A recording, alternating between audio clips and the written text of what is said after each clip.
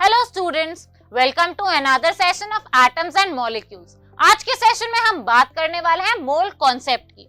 तो आज के सेशन में हम समझेंगे क्या होता है मोल और क्या सिग्निफिकेंस है इसकी केमिस्ट्री में।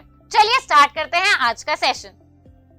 आपको यहाँ पे एक इमेज दिख रही है जहां पे मैंने 1 kg ऑफ आयरन लिया हुआ है एंड 1 kg ऑफ कॉटन लिया हुआ है। So can you tell me which one of them is heavier? Most probably आपका आंसर होगा कि दोनों 1 kg हैं, तो दोनों का सेम वेट है। तो हम ये नहीं कह सकते हैं कि कोई इसमें से हेवी है या कोई लाइट है, they both way the same. But क्या दोनों में नंबर ऑफ पार्टिकल्स भी बराबर हैं?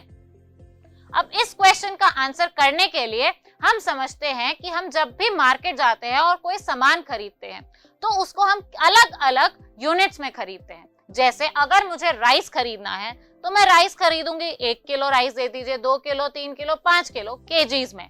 अगर मुझे ऑयल या मिल्क लेना है तो I will buy it in litres, 1 litre, 2 litre, 3 litre, 5 litre, so on. And अगर मुझे एग्स लेने हैं या फ्रूट्स लेने हैं, बनानास लेने हैं, तो I would usually bye them in dozens. तो ऐसे हम एंटिटीज को, ऐसे हम अपनी चीजों को मेजर करते हैं, काउंट करते हैं। लेकिन अगर हमें एटम्स एंड मॉलिक्यूल्स की बात करनी हो, which are very small particles, तो हम उन्हें कैसे मेजर करें, उन्हें कैसे काउंट करें? उन्हें हम मेजर करते हैं मोल से। क्या होता है ये mole? To count entities like atoms, molecules, particles, electrons, ions etcetera, उसके लिए यूज होता है ये मोल।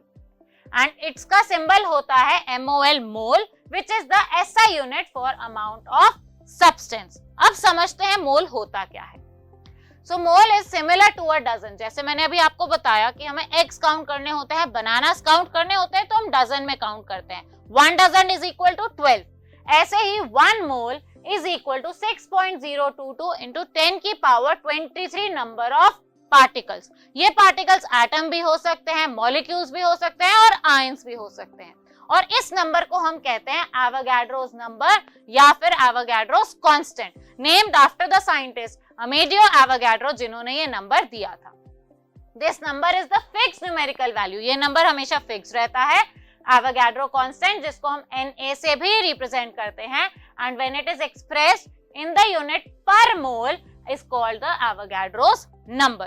So this is 1 mole. हमें ये याद रखना है कि 1 mole is equal to 6.022 into 10 की power 23 number of particles. Particles can be atoms, molecules or ions. Now let's look at this picture. अब यहाँ पे आपको अलग अलग substances दिख रहे हैं।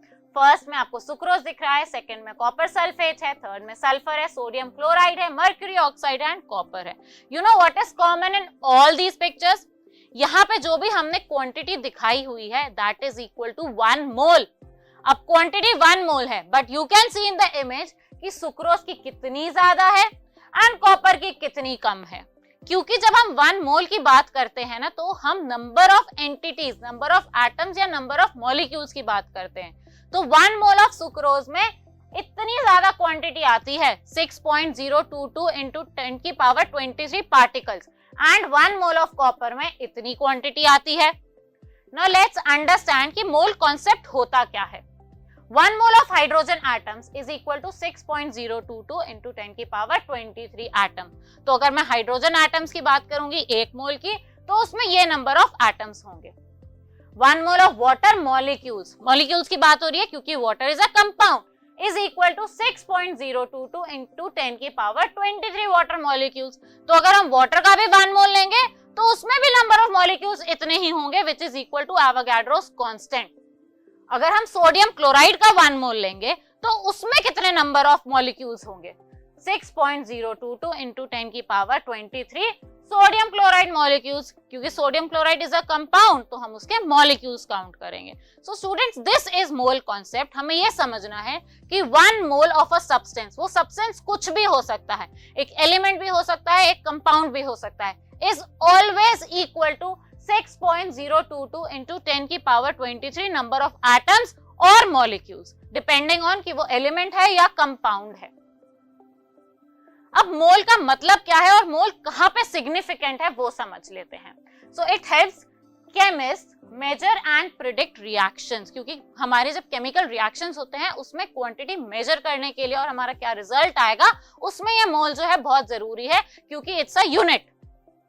For example when we are baking a cake, recipe requires for specific quantities, moles do the same for atoms. जैसे हम केक बेक कर रहे हैं, हम स्पेसिफिक क्वांटिटी में सारी चीजें ले रहे हैं, ऐसे ही जब हम एक केमिकल रिएक्शन करते हैं हम स्पेसिफिक नंबर ऑफ मोल्स लेते हैं सब्सटेंसेस के।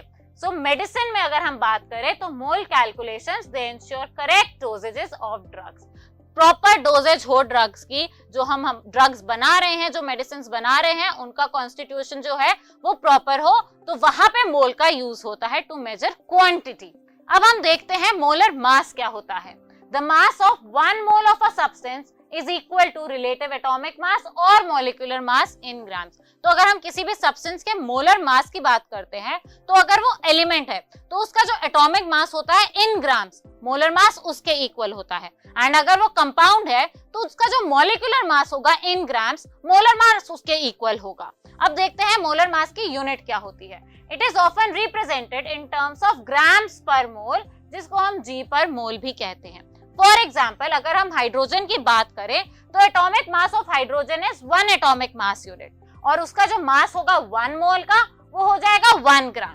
तो अगर मैं हाइड्रोजन के मोलर मास की बात करूंगी तो I can write it as 1 gram पर mole. So this is hydrogen's molar mass. So students, I hope आप सबको मोल कॉन्सेप्ट समझ में आया होगा, because now I have a task for you. अब हमने मोल के बारे में इतनी बात कर ली है, एवोगाड्रोस नंबर के बारे में इतनी बात कर ली है, तो ये जो एवोगाड्रोस नंबर है 6.022 into 10 की पावर 23, आप सबको ये फाइंड आउट करना है कि ये नंबर कहां से आया। And we are going to meet in another session on atoms and molecules. Till then keep learning. Thank you.